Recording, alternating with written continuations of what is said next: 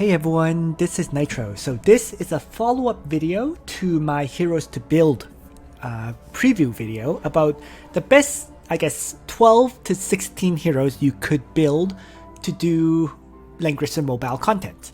So I'm actually going to go over all of those heroes that I mentioned in that previous video so that you can take a look at how I have them set up. So I'm going to go in order of the heroes from that video. So I'm going to start off with Lana.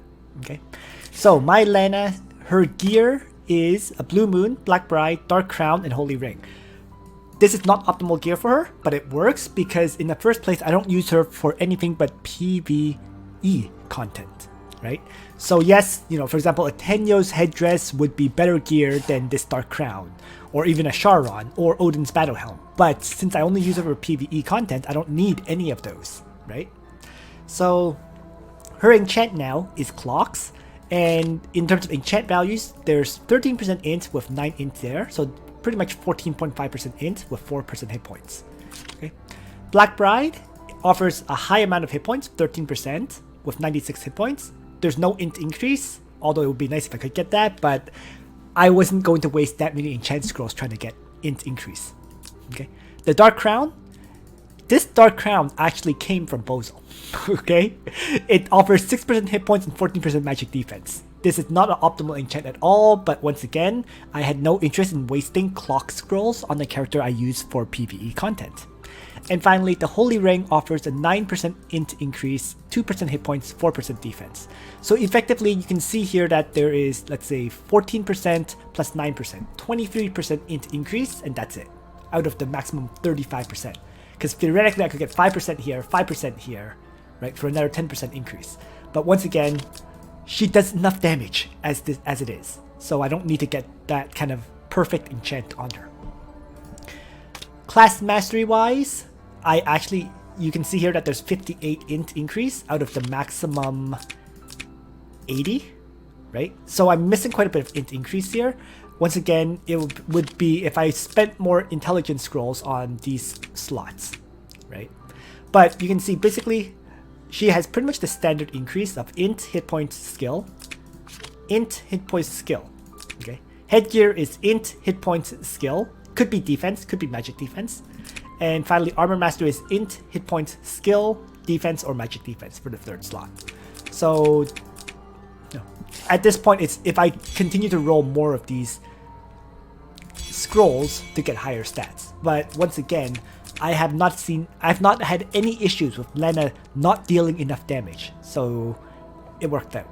Soldiers is of course the sorceress at level 10, and she has her 6 costs unlocked, so the first awakening is done, so that I can bring, for example, Black Hole, Heaven Sanction, and Blizzard, 3 AoE strikes, or I can swap it into, let's say, Dark Reaper, Freeze Strike or Lightning Strike, or maybe even throw in Magic Defense. Whatever skills she needs, she can bring. That's pretty much it. Finally, my Lana does have full class mastery, just because she was one of my first built characters. Okay, and that's Lana in a nutshell. So next up would be Yulia. Okay. So Yulia, once again, 6 costs unlock. You can see that her int is 571 plus 412, holy class and double class mastery. Okay.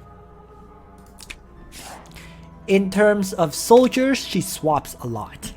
Sometimes I use unicorns, sometimes I will use zealots, sometimes I will use masked maids, depending on the situation. She also has good Lancer soldiers, Amazon champions if you have them built. I don't, but they can certainly be used for her for attacking as well. So she has a wide variety of useful soldiers, and even heavy infantry if you have them leveled up could be used rather than mass maids. But I think overall mass maids for her especially is better, because the mass maids self-damage does not actually damage the mass maids due to meditation ring, which is her best in slot gear. Right? So for my Yulia, she pretty much has her best in slot, Gift of Eternal Life, Goddess Dress, Odin's Battle Helm, Meditation Ring with the Breeze enchant. Enchant wise, this offers 11% plus 16 int. So you can say that given her base int of 571, you can say that the 16 is another, let's say, 2.5% or so. So this is 13.5% roughly, right? Her goddess dress offers int, defense, magic defense, and defense, right? So that's another 4%. So 17.5% int.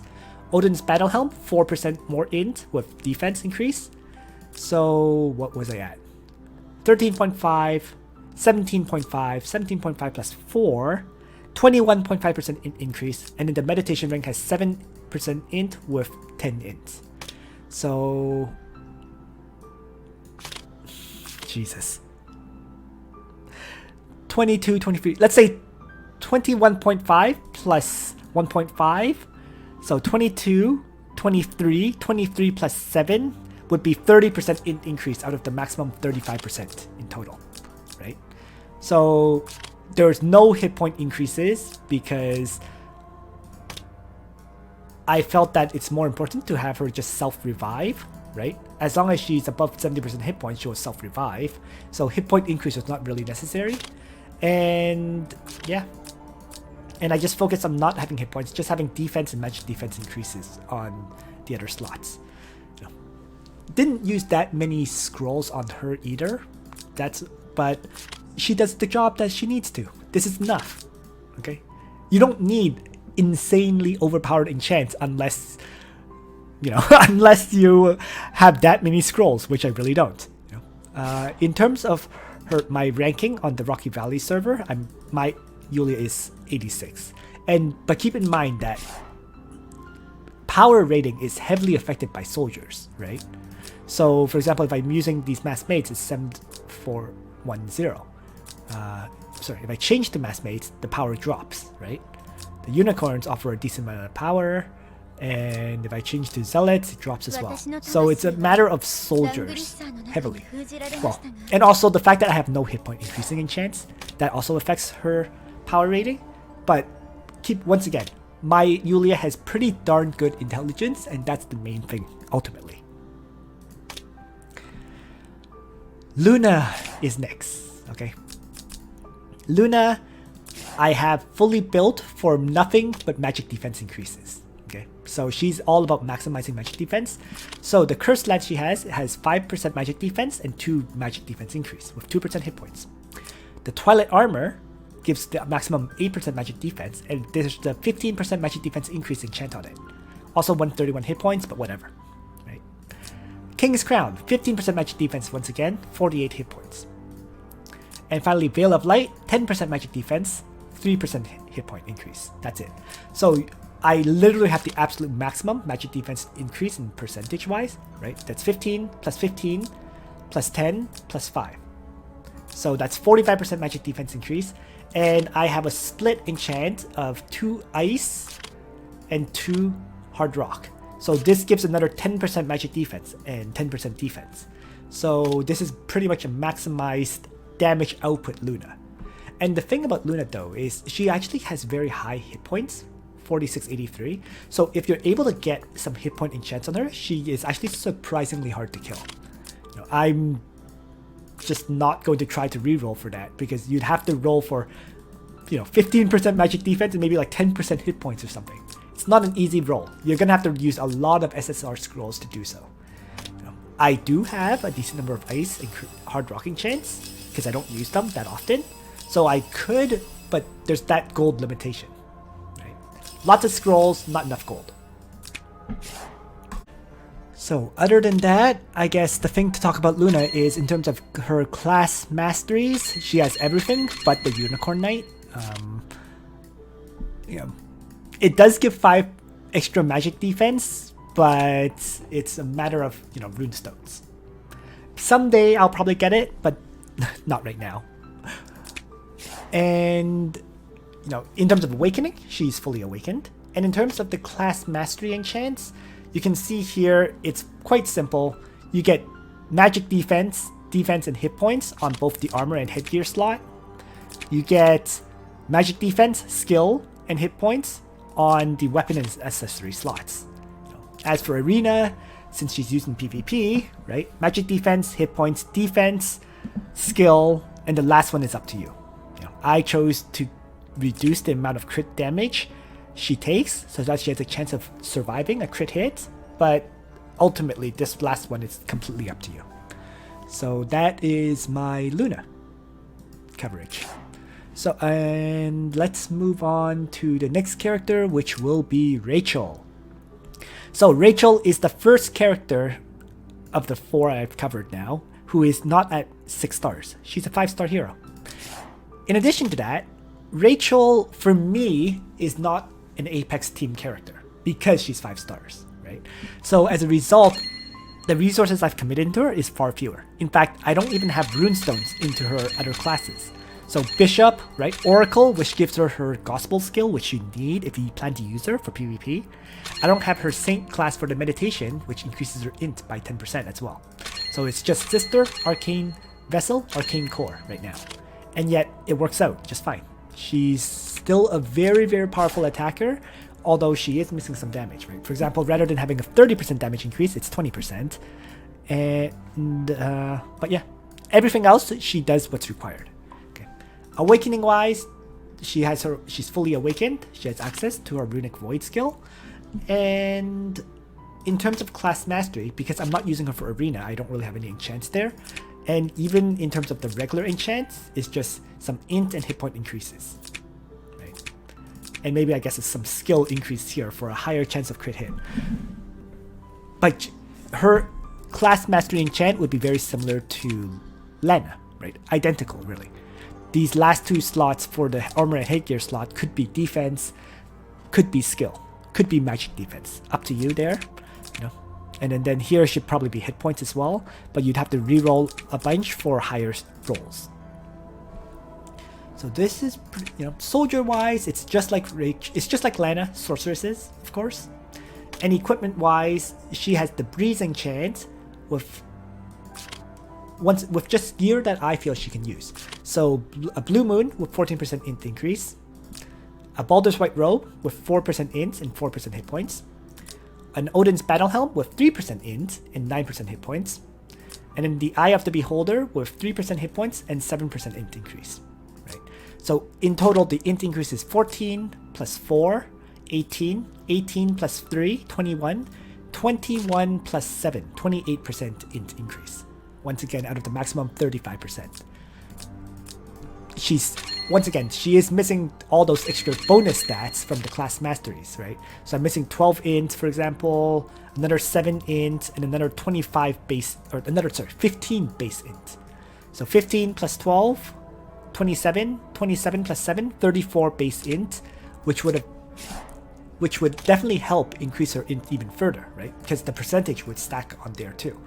But this works. You know, once again, I use her for doing a whole bunch of stuff, really, like Ancient Beckoning.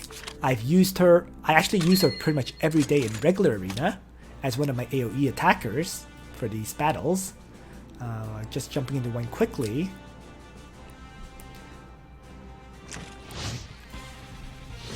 For example, what happens here is, well, usually it's Bozel rather than Parn, but first AoE from Listell. Act again on Listell, she'll Blood Dance, and Rachel will Runic Void. And then Bozel will launch another AoE, which is usually Black Hole or Earthquake. So that would be my arena team that gets me my wins every day. I'm not going to play through the rest of it, but once again, Rachel, even without her maximum int, does this very well. It's Wednesday, I've done 15 fights, I've won all 15. Alright, so that is really Rachel's coverage then. You know, she's not fully mastered or anything like that, but she does her job. Next up is Liana. So Liana, I mentioned that she can be 5 stars. You know, she could even be 4 stars theoretically, but realistically, you really do want to raise her up to 6 stars if possible, because at 6 stars, her talent increases to dispelling 2 debuffs from allies within 2 blocks of her.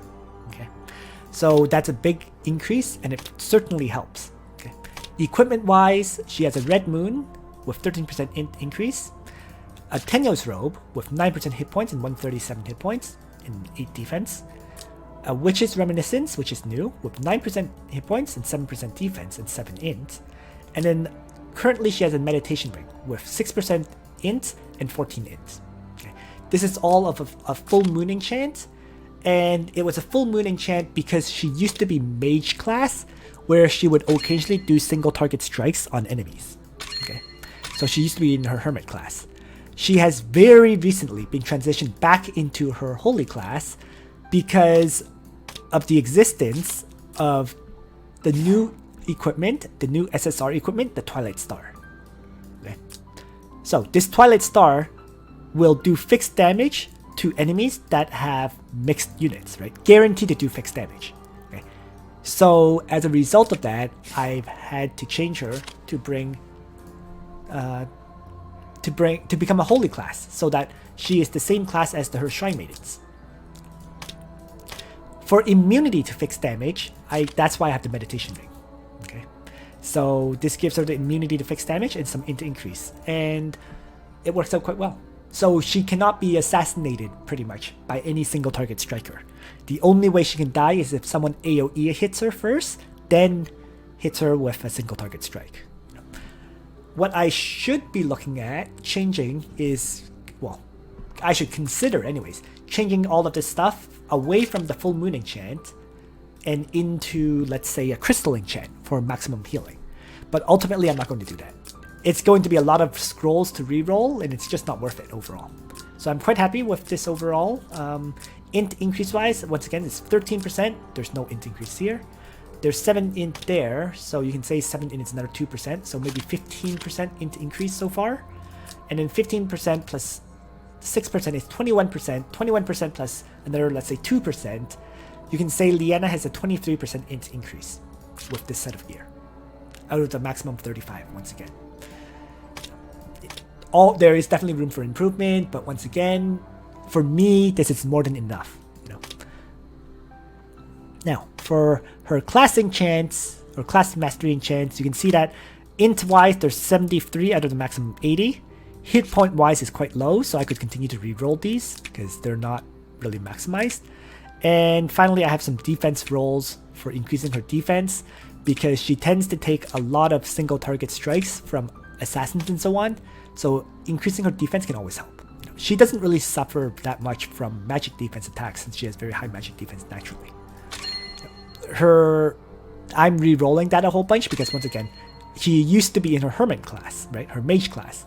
And at that point, you can see that in the hermit class, there is a 70 int increase, 386 hit points, defense, skill. Pretty similar situation. And the arena mastery enchants definitely need work right now because I changed the class very recently.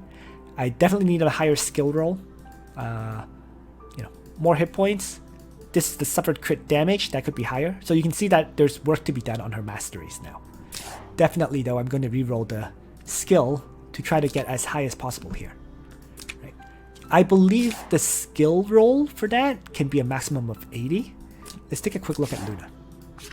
Yeah, so it caps out at 80. So 44 is very, very low. I'm going to need a better skill roll now that I've changed to holy class. But that's a work in progress. And finally, Tiaris. That will cover the first characters which I use for Nidhogg, right? So Tiaris is fairly similar to Liana in terms of build, right?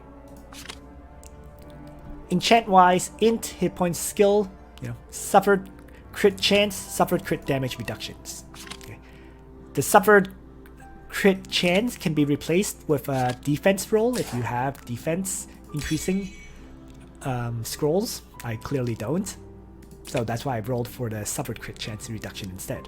And as for the other slots, right, int, defense, hit points, int, defense, hit points. Right. Once again, she has pretty good magic defense growth, pretty good defense growth. So, and I find Tiaris gets attacked much more often by assassins and so on than she does by magic attacks. So that's why I went for defense instead of magic defense. And of course, weapon and accessory remains the same, int, hit points, and skill. Okay. So, you can see her stats right here. Class masteries, everything but bishop class, right? So, and she has her awakening unlocked, or first awakening I should say, for the 6 costs, because sometimes I choose to bring, instead of heal, miracle, right? So miracle, mass heal, attack blessing, or whatever. And lastly, in terms of soldiers, her preferred soldiers is both rangers, because if at level 10, if you're attacked, when hit points is above 50%, you have a 100% chance to decrease damage taken by 50% before entering battle. So that 50% damage reduction keeps Tiaris alive through a lot more than you would expect, especially if she has high defense, as mine does. Finally, as for her gear, Goddess Left Hand, Tenuous Robe, Yggdrasil Reef, and Teddy Bear. So Teddy Bear main use is that this single target assist skills effect lasts +1 turns. So what that means is attack blessing lasts 3 turns rather than 2. It's a big advantage. Okay, Yggdrasil Reef is to provide the Sage's Hat buff onto your allies, because Tiaris should always be beside your tank, right? So you can apply, cannot be stunned, cannot be mobility debuffs onto your tank. You know, if you don't have a Yggdrasil Reef, you can very easily replace it with a Sage's Hat. You know, I still have 3 Sage's Hat here, as you can see, so they're still very useful and very popular. And yeah. And let's see. Tenuous Robe, mainly hit points and int, of course, and Goddess Left Hand, mainly int increase. Right? So you can see that Goddess Left Hand, 15% int, right? Plus 2% int with a lot of hit points. So that's 17% int, 17 plus 3 is 20% int, and then 20% int plus another 7 is 27% int increase. Okay. So that is my Tiaris. What would I want to roll to improve? Well, if I continue to re-roll this Teddy Bear to get 10% increase, that would help. But once again, this is enough. Okay. Full Moon Enchant, because once again, just like Liana, Tiaris occasionally does single target strike attacks on the enemies. Is there anything else to mention? There is no point in changing her to Holy Class, in my opinion, because she should always be running Bolt Rangers, and she cannot be an Archer class. So, yeah. You should never be running Tiaris with Holy Knights, because Holy Knights offer no survivability bonus. So, with Holy Knights, generally speaking, I'm pretty sure Zerida and Omega and all those ignore guard characters can kill Tiaris in one shot. Alright, so let's move on to cover the next set of characters, which is Bernhardt, Bozel, and Jugler. Bernhardt first. So, Bernhardt actually has my Leon's old set of gear. Okay? Because I only use him for PvE clears, and Leon now has a different set of gear, which I'll go over later. Okay? So this is Leon's old set of gear with a Sealed Guardian, with Aeneas' armor, Vampire Mask, and Winged Shin Guards. Okay? Full Moon Enchant. You know, Bernhardt is probably better off with Breeze, but this works for him for what I use him for, which is just PvE stuff. Right? In addition, if I truly need a better set of gear, I can very easily have him swap gear with other characters that I have, right? So this is more like a set that he can use, but if I need, let's say, a Breeze set, I can steal it from, let's say, the Hartl, right? And get a Breeze set for a specific fight. Not much needs to be said about this one. This is pretty much a 14% attack increase enchant. Aeneas' armor has 1%, so that's 15% attack. Vampire Mask has another 4% plus 7, so that's another 5%. So 20. So that was 15. This makes it 20% attack increase. Winged Shin Guards has a full 10% attack increase. So that's a 30% attack increase in total on this enchant set of gear. Right? And with 14% hit points, I suppose. None of my Bernhardt soldiers, interestingly enough, are properly leveled up. I should also mention that. Bernhardt usually uses Skeleton Knights, Dark Guards, or Lava Titans. And all 3 of those soldiers are not level 10s. Okay? Dark Guards are level 6. Lava Titans are level 9, okay, for 27% burn. And the Skeletons Knights are level 7.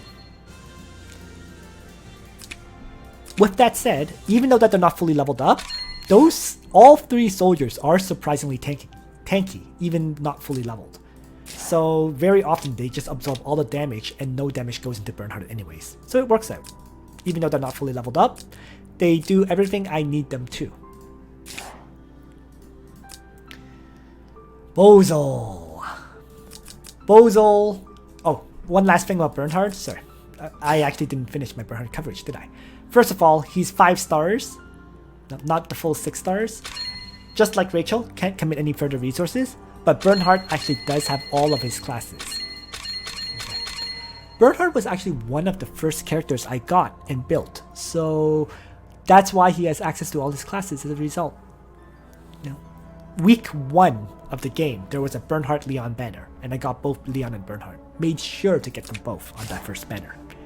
So that's why my Bernhardt is the way he is. Alright, so moving on. Bozel. Bozel is my second most powerful character. If I actually change up his skills, he becomes my most powerful, right? If I simply replace Seal with his faction buff, he crosses the 8,000 power threshold. But the way I use him is like this: 2 AoEs and Seal. He switches skills a lot. For example, if I use him in PvP content, I would usually bring Sleep instead, right? So that he can have multiple different attack skills. So it all depends on what you're using him for. This setup is for auto battling World Arena, right, as my 3rd AoE attacker, and it just works out well. Awakening, of course, he has his first awakening. Second awakening is not available, so it's not received yet. And soldiers is yet again sorceresses, so level 10 soldier. Class mastery wise, I do have all his classes. He's one of the few characters that got them all. And in terms of equipment, Clock's Enchant with a Miracle Staff, Galaxy Cloak, Soul Stealer Headdress, and Speed Boots. Okay, 2 of these pieces of gear can be replaced. The Galaxy Cloak can be replaced, with, for example, with a Baldur's White Robe, if you have one fully built. Okay, and the Speed Boots, a lot of people are replacing Speed Boots with Swordsmith medals for PvP, right? But in the first place, that assumes you have multiple copies of Swordsmith medals, right? I only have 1, so that has not happened yet for me. Okay. So, in terms of enchants, 5% magic, because of his talent being, replacing int with magic defense, you're all about increasing magic defense, just like Luna. So 5% magic defense, 3% hit points.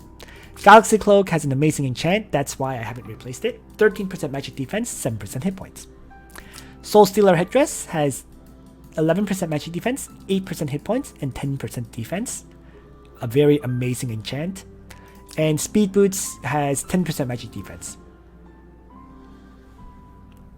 So in terms of magic defense values, it's 10 plus 5 is 15, 15 plus 13 is 28, 28 plus 11, so that's 39% magic defense increase. Okay. Unlike Luna though, I actually did balance magic defense with hit point increases to make him more survivable. So what I would be looking at re-rolling would be, what I would be looking at replacing is the Speed Boots, right? Getting magic defense with hit points on this. On the Speed Boots, or replacing this with a Swordsmith medal and then re-rolling that. That's my personal plan. When I replace the Speed Boots, I'll re-roll for a better Clock's Enchant on the Swordsmith medal that he's going to equip. But until I actually get a Swordsmith medal, that's not happening. Next up, Jugler. So, Jugler, my Jugler is running a fairly interesting setup. The first 3 are best in slots. The last one is your choice. It's there's a lot of pieces of equipment he can use in the last slot. Okay, so first slot, Oath of Justice, hit points, defense with another defense increase. You could also get magic defense if possible, but difficult to roll for, right? Last rites, defense, magic defense, hit points, pretty straightforward. Jugler's Gift, defense and hit points, you know, a bit of magic defense increase, not too much. And Divine Boots, defense and magic defense, could get hit points, could get crit chance increase. You know, this one could be re-rolled further. It's as usual. This does its job for now. Okay. The accessory can be. There's a lot of options for the accessory for Jugler, though. It's important to note. So I'm using a Divine Boots to increase his mobility further, but you can very easily choose to run Blood Pact, for example, for maximum hit point increase. You can run Overlord's Badge for its immunity to mobility reduction effects and so on, and plus 5% to all stats. He's generally recommended to also run a Swordsmith Medal if you have one for him, because it gives him immunity to silence, immunity to fixed damage, right? And it increases both defense and magic defense, which really benefits him. So that's, and then of course there's the Divine Boots, which I'm personally running. So there's lots of options for his accessory, kind of up to you which one you run. My enchant choice, it was Florence. I'm actually not sure that was the best choice, looking at it now. He might be better off with like even a Breeze enchant or something similar. It's kind of or maybe 2 blues for 10% defense and magic defense increase. So but Florence does work too. I mean, it does okay. Sometimes when Florence kicks in, the character that attacks him dies, right? So you can't say Florence is a bad choice, and overall I'm quite satisfied with the Jugler. My Jugler is an aquatic Jugler, and thus I bring Lobster Behemoths. There are people who run Jugler in the Behemoth class for the 5 mobility rather than 3 mobility. So it's up to you, really, right? A 5 mobility Behemoth Jugler would have a much easier time getting into range of enemies, right? So he could move 5, then use the Sacred Beast Hymn to do AoE damage much easier. The drawback is, I believe the stat growth is more towards attack, so it has lower defense and magic defense growth as a result. Finally, class mastery enchants. So, Jugler is all about defense, magic defense, and hit points and skill, right? Because his attack stat gets replaced by his, pretty much his defense and magic defense stats. So as a result, you can see here, there is a defense, magic defense, and hit point enchant. Defense, magic defense, hit points. Defense, skill, and hit points. This could be replaced by magic defense too. It's kind of up to you. And the last section, I have hit points, defense, and skill. Once again, this hit points could be replaced by magic defense. It's up to you. Okay. Arena enchants would be defense, magic defense, hit points, skill, and reduced crit damage taken. Pretty straightforward, right? So let's move on to talk about 2 damage dealers that I use for Sleipnir, which is Leon and Elwin. Okay, so Leon's first. Leon, in terms of class masteries, he just has his 2 branches, Strike Master and Royal Knight. I left him in Strike Master. Swordsman class gives 80 hit points and 5 skill, which is not that much, so it's not worth the runestone, at least in my opinion. Unless you have runestones to spare. In that case, by all means. The skills he brings is because I have his Awakening skill, so I tend to use Legion, Chivalry, and his Awakening skill, Blue Dragon Strike, for World Arena purposes anyways, okay? If I'm just doing PvE content, it's generally Legion, Chivalry, and Assault. Sometimes I will remove Chivalry and bring Smash, if someone else faction buffs him and so on, but these tends to be his most common skill combos. So, because I now use Blue Dragon Strike quite frequently on Leon, equipment-wise, he now brings a Balanced Blade. Okay, so he has a Breeze enchant set of gear, right? Remember, I mentioned previously, his original set of gear has gone on to Bernhardt, right? So his new set of gear is now a Balanced Blade set with a Breeze enchant. So Balanced Blade, Bloodline Magic Armor, could be Aeolus's Battle Armor, Fury of Tyr, and a Slayer's Emblem. This Fury of Tyr could theoretically be replaced with a Vampire Mask as well, right? For a chance to decrease enemy defense. Either one works. Kind of up to you. Okay. So in terms of attack increases, this set is not that great yet. 10% plus 13. Given his attack is at 620, you can say this is just 12% attack out of the maximum 15. So 12% attack plus 5% attack, 17% attack. 17 plus 3 is 20% attack. 20% attack plus another 7 plus 12. So this is, you can say this is 9%. So he does have 29% attack increase overall with this. It's actually not terrible, considering once again the maximum is 35%, right? And yeah, this works out quite well for him. Very often my Leon, in World Arena anyways, can one-shot enemy jugglers and so on by charging forward, launching his attack, then doing AoE damage to the enemies, right? That assumes you're moving as player 1. Keep that in mind, okay? So that's before the enemy juggler gets to set up his guard skill, so that the Lobster Behemoths takes 50% damage instead. With this rush in and AoE attack, he can usually kill off a target right away. So that's why he has the Balance Blade and the Blue Dragon Strike combo like this. But for other content, he is now indeed doing less damage than normal with Assault, because he does have... Sorry, let me just click off him and click back on him. Yeah. He does do less damage with the Balance Blade, because ultimately the Balance Blade does not offer 10% attack increase.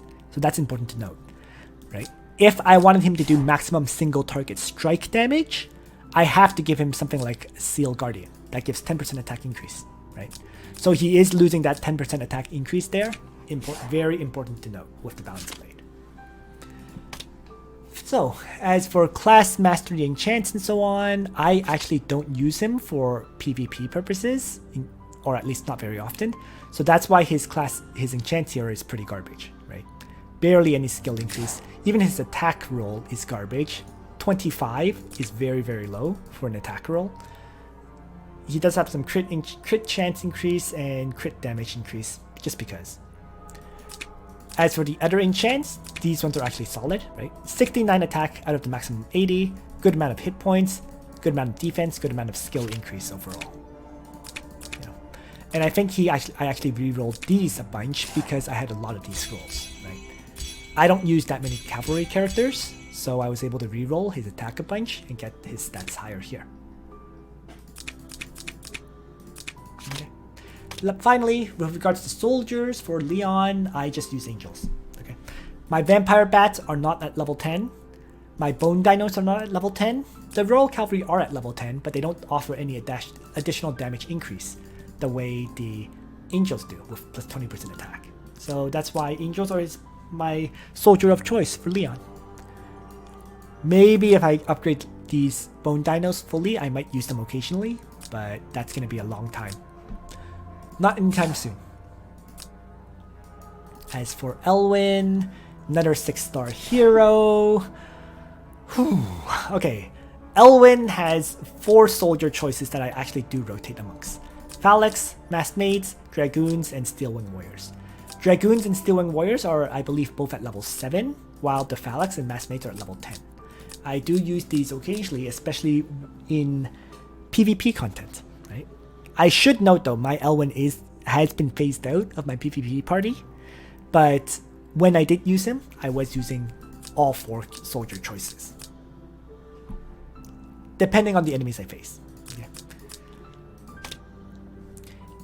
He used to have a better set of gear. Okay, when I was using for PvP, he had a better set, right? And the set consisted of a Ragnarok instead of the Peacemaker. Let's say the Ragnarok that is now on Alti Muller, for example. He had, I think, he had either a Bloodline Magic armor or an Aeolus's Battle armor, right? One or the other, I can't even recall. Right? Bloodline would give 30% chance to lower melee attack damage, and then the Aeolus's Battle armor would give a 30% chance to lower range damage, right? So it was one or the other. And helmet wise and so on, helmet, accessory, they were all just moved off of him. Actually, I think the helmet and accessory that he has are now both on Tiharto. Okay. Oh no, they're not. Slayer's Emblem is. Okay. But yeah. So the gear change is because I now only use Elwin for PvE content, so he doesn't need optimal gear anymore. So he just has any kind of SSR gear that I have, right? So Peacemaker, you know, and this is armor, a Chief's helmet that is actually a pretty darn good enchant, and a Lone Star armlet that has a good enchant as well. So his attack increase now, this one really needs to be rerolled. It's 9% plus 17. But you can say this is once again like a 12% attack increase, which isn't bad.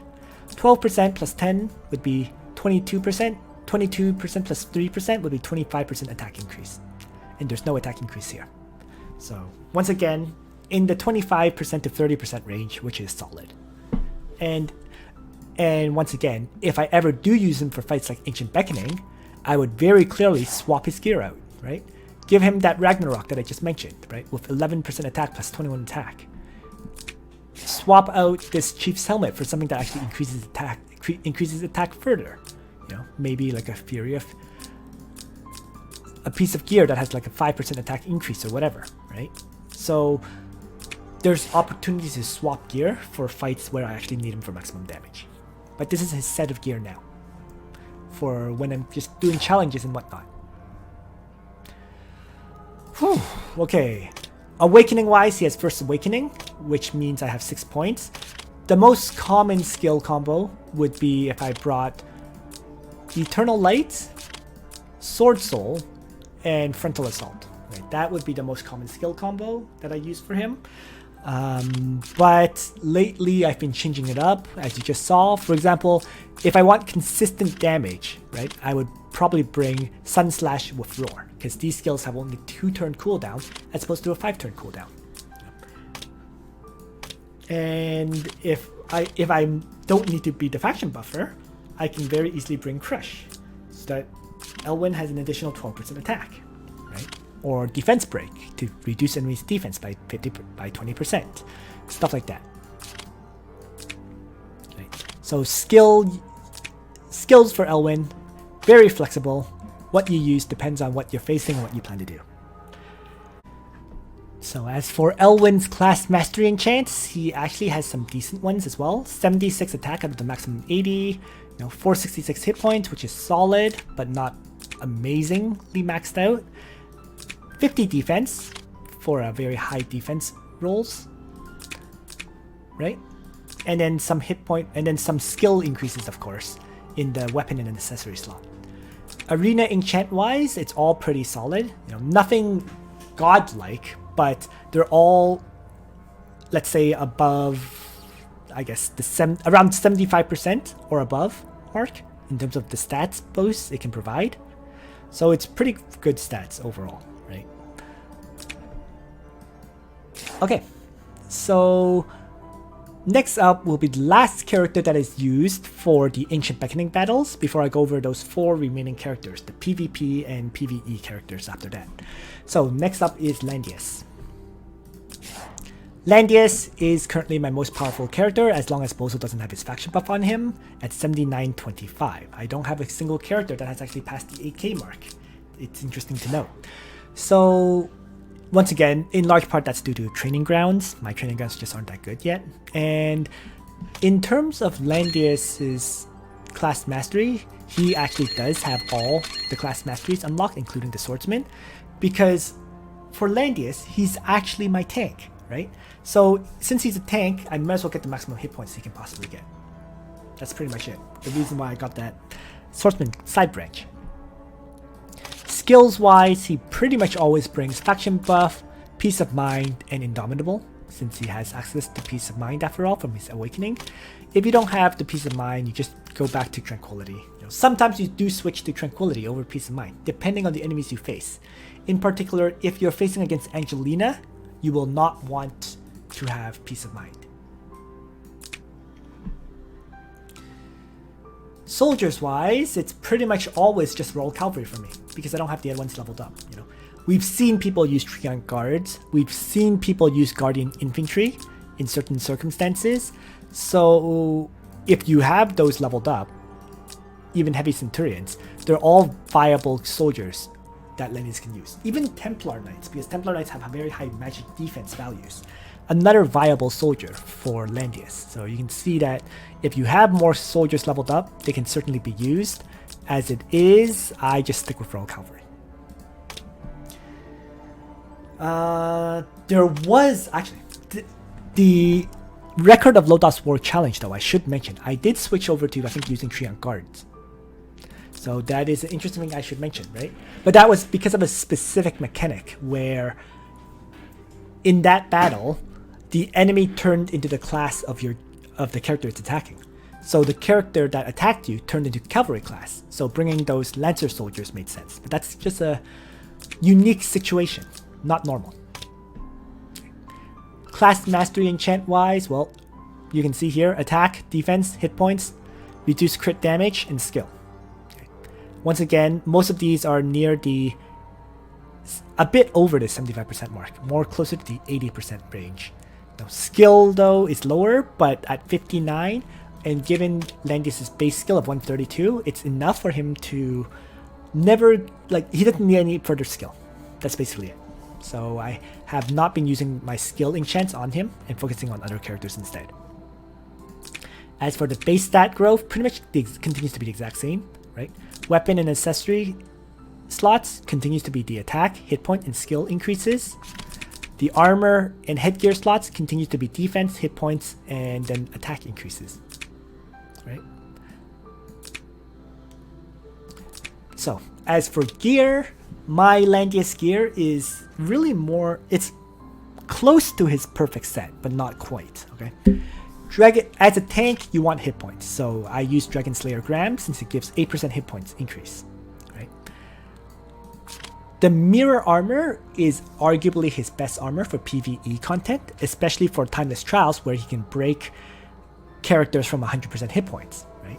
It's not his best gear for PvP though. For PvP, you want either Bloodline Magic Armor or AO Oasis Battle Armor, your choice, okay? So you would want to get one of those two. Fury of Tyr is indeed his best helmet because it will allow him to do additional damage to enemies via counterattacks, and it increases defense. And Overlord's Badge is indeed his best accessory because of the immunity to mobility reduction effects and immunity to a lot of debuffs. Okay. So on his gear, you can see that I focus primarily on increasing attack, but I also got a good amount of hit point increases too.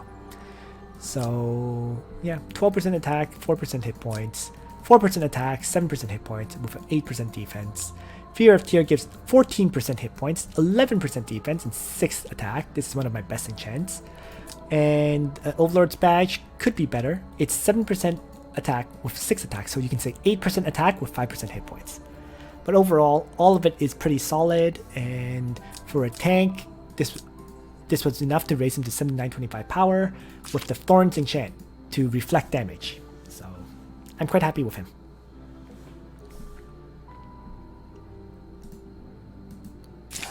Okay, so those are the 12 heroes that are used for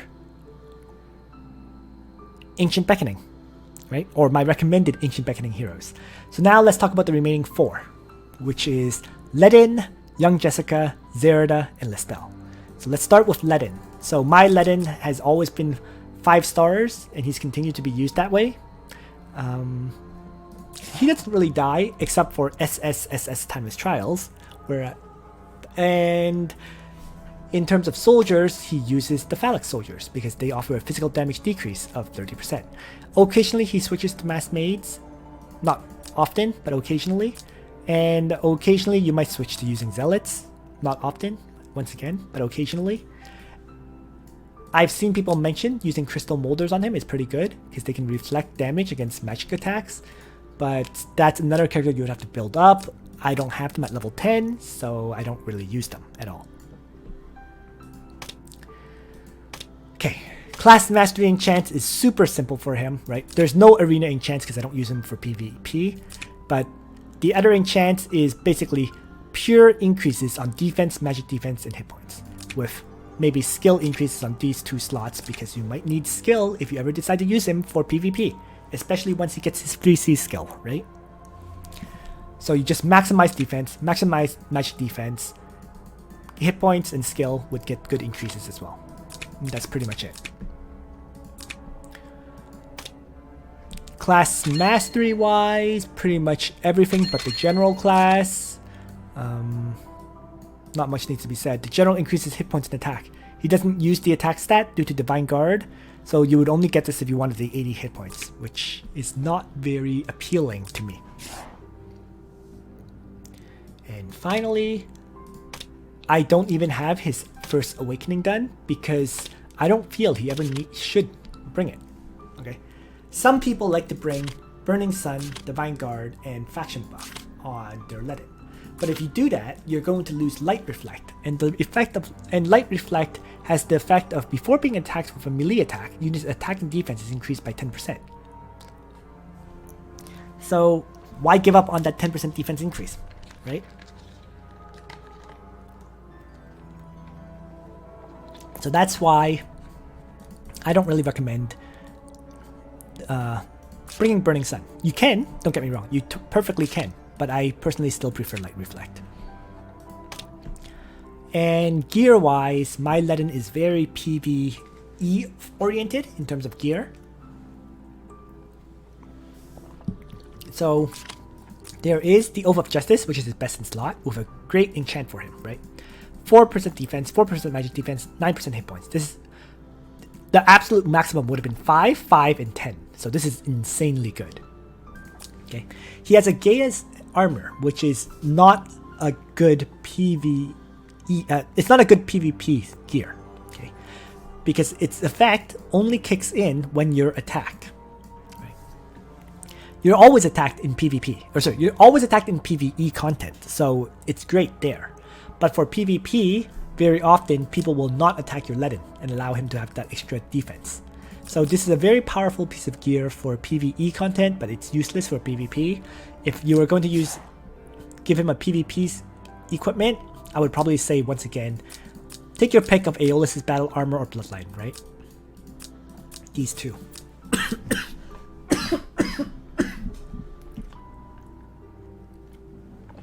Excuse me. Okay, so Fury of Tyr is a good choice for him because once again he's all about doing counterattacks. So this counterattack damage plus 10% always helps. Of course, if you don't have that many Furies of Tyr, Charon is another great option since it increases defense and can apply a damage received debuff on enemies. In fact, I have one actually enchanted for Ledin. This Charon right here, which gives 10% hit points, 10% defense, and has crystal enchant. So sometimes I do rotate that one in onto him, but not too often. Last piece of item for him is King's Amulet because it offers the maximum defense and magic defense increase, right? As long as a friendly unit is within 2 blocks of him, defense and magic defense are both increased by 10%. And then you can see I enchanted for defense and magic defense here. So maximum counterattack damage for my Ledin, and it just works out very well.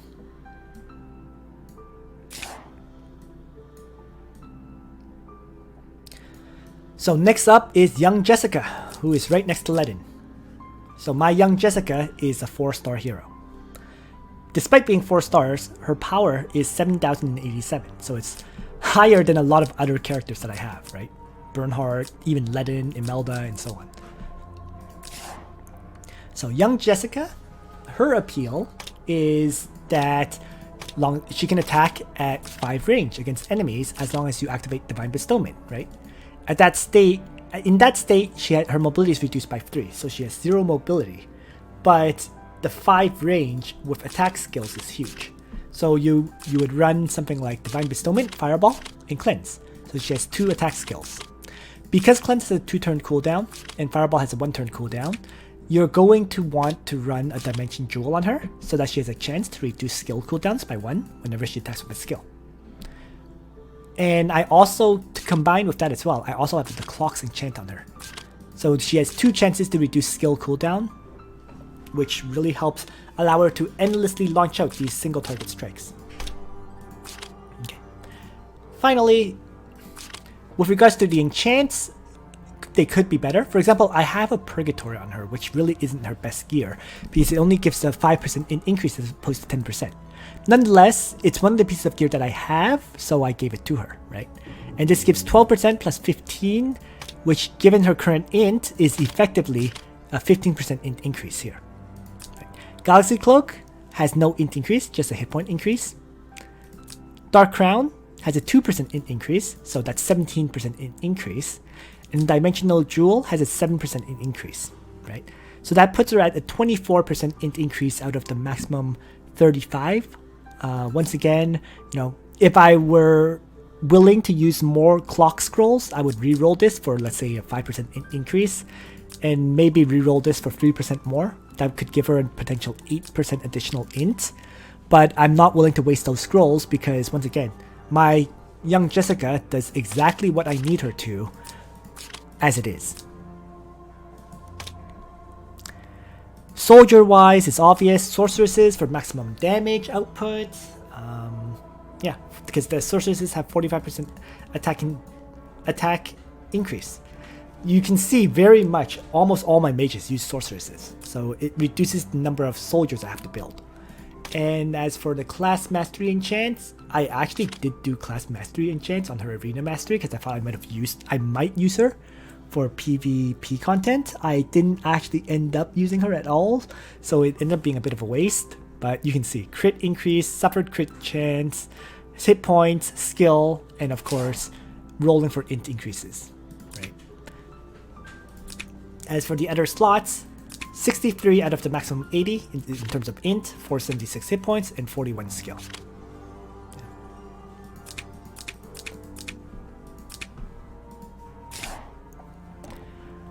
Alright, 2 heroes left to cover. Oh, sorry. One last thing about young Jessica would be that she actually has full class mastery again. I did this because at that point I did have extra runestones. I think I was sitting on 6 runestones at that point when I was building her. So I decided I might as well get her bishop class for the extra 48 hit points and 8 magic defense and mass heal. The most important thing is mass heal. Okay? Mass heal allows young Jessica to be a hybrid character for you if you use her for PvP, right? So she can Divine Bestowment, she can single target strike, she can AoE, and she can also mass heal allies. It just makes her a much more flexible character for PvP purposes. Like, she can be a flex character that does what you need depending on the other characters you got to pick and form up your party. So that's why I did end up going for the bishop class to get the mass heal. But once again, I didn't end up using her for PvP at all. So it was admittedly a bit of a waste.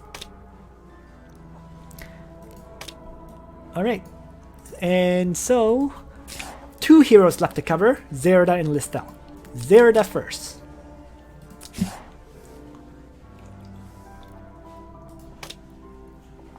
So Zerida, of course, has her 6 cost awakening because there are times where I see people run a Bloodthirster, Killing Blow, faction buff Zerida. Excuse me, oh man. Okay. But I tend to prefer running a faction buff, Shadow Raid, and Backstab Zerida. That's my personal preference. With Backstab, Shadow Raid is still able to one-shot pretty much everything. The characters you might not be able to one-shot would be characters who have damage reduction on their soldiers. So let's say Bolt Rangers, Lobster Behemoths, those characters, right? You would also not be able to assassinate healers like Liana and Shafaniel if they ran a meditation ring and became immune to fixed damage, right? But still, it offers a pretty good chance of killing those characters too. So that's why this is my most common skill set for my Zerida. In terms of class masteries, of course, she only has 2 branches, so both of them are fully upgraded. You have to get both if you plan to use Zerida. And soldier selection, she actually has a pretty wide selection. The most commonly used is either Dark Elf Snipers, Bandits, or Hellfire Archers. This kind of soldier choice depends on basically what you plan to do. For example, I always run backstab pretty much. So because of that, I would never choose to run Dark Elf Snipers, because you would never be attacking characters with 100% hit points. Right? Hellfire Archers have the ability to do fixed damage to the enemy after combat, so they are a great selection of soldiers, right? But if you don't choose to use Hellfire Archers, you can always use Bandits, because Bandits has, at level 10 anyways, they have an attack increase of 15%. No other soldier of Zerida really has an attack increase, right? I guess there are the regular elves. If you're attacking from woods or mountains, they get an attack increase as well. But it just shows how many soldiers that Zerida can use. I would say, generally speaking, you would choose either Hellfire Archers, Bandits, Dark Snipers, and Elves is actually a possible soldier option given her lack of attack increasing soldiers. Okay. But my most commonly used one remains Hellfire Archers for the fixed damage. Equipment wise, Zerida has pretty much the very standard set of equipment. Extreme Magic Bow so that she can melee attack when required. Last Rites with attack and hit point increase. King's Crown with attack and hit point increase. And Judge's Talisman with attack and crit chance increase. Okay. The only way these could be better is if I also had defense increases on every single slot. But I'm not going to try to roll for that. It's already very difficult to get 2 stats with percentages. Trying to get 3 stats with percentages is nearly impossible. But if you did have that kind of defense increase as well, she could be a very tanky character with the Last Rites. Just worth mentioning. Okay. And this is pretty much just the maximum damage there. So you can see that there is 11% plus 13. You can say that is 13% attack increase plus 3. 16% attack increase plus 4, 20% attack increase plus 10, and then 8. So that's 30% attack increase with another 8. So you can say that's what, 31% attack increase in total. One of my highest attack increases overall out of all the characters you've seen so far. And last but not least will be Listell. I'm not going to be covering the other heroes. There's just too many. So Listell's one of the characters whose build has changed from the way to build videos, because Listell has both defense and magic defense growth at A level. Okay, I have decided to get more defense increasing in chance than magic defense increasing in chance, because this way Listell can have very high defense and avoid getting one-shotted from melee attacks, right? So that's the reason for that change. Okay, so that's why I have high defense, lower magic defense as a result. She does not hit as hard, but she is very hard to kill. So she actually does not have her perfect set of gear right now. You actually want a Last Rites instead of this Kage Kidan uniform. Okay, but my issue is I only have 4 Last Rites. So this is one of those situations where, because of lack of Last Rites, she's currently using suboptimal gear. Okay. So Oath of Justice, defense and magic defense increase with 5% hit points, 116 more hit points and 3% defense. Kage Kidan uniform with both defense and hit points, and a bit of magic defense. The George's Feathered Crown with a massive amount of hit points and 5% magic defense. Ideally, I would reroll this for more more defense, but scrolls and gold is the limitation here. And finally, a Swordsmith Medal with 7% hit points, 7% defense, and another 7 defense. So you can see that overall, I primarily focused on increasing her defense value as much as possible, and I really do want to replace this Kage Kidan uniform on her to get a Last Rites. And there we have it. Oh, the other thing I'm considering doing with Listell is, rather than the George's Feathered Crown, I'm considering giving her another Tenyo's headdress. So if I get to play her, she can mobility buff allies. But this is one of those things where I only have 3 Tenyo's headdresses at this time. Only if I get more of them can I make that kind of adjustment. And that is, at long last, all 16 heroes that I recommended people build. Thanks for watching, everyone. I hope you find this video useful to you. Nitro out.